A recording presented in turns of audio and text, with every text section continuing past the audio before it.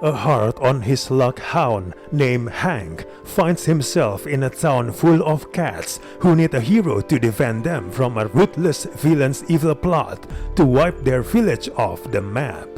With help from a reluctant teacher to train him, our underdog must assume the role of town samurai and team up with the villagers to save the day.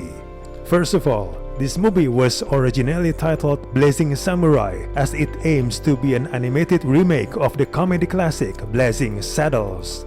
Unfortunately, the charm and hilarity of the original are lost in this movie. The movie is cheap, unfunny, and with no interesting story to be found.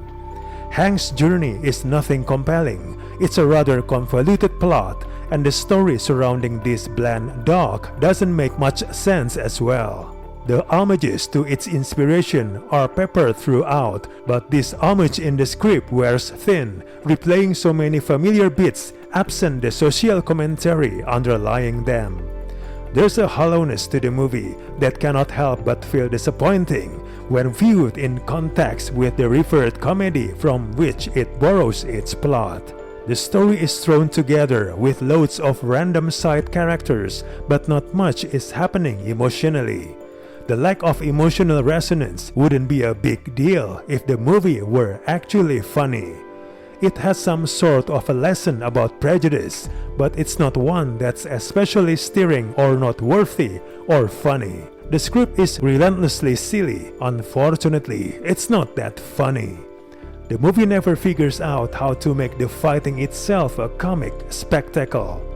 The film uses a screen of crude toilet humor to cover up the familiar kid movie tropes in the hopes that no one notices. The toilet humor is endless. Unfortunately, it got old and boring fast. The mediocre quality in the animation doesn't help to elevate the story either.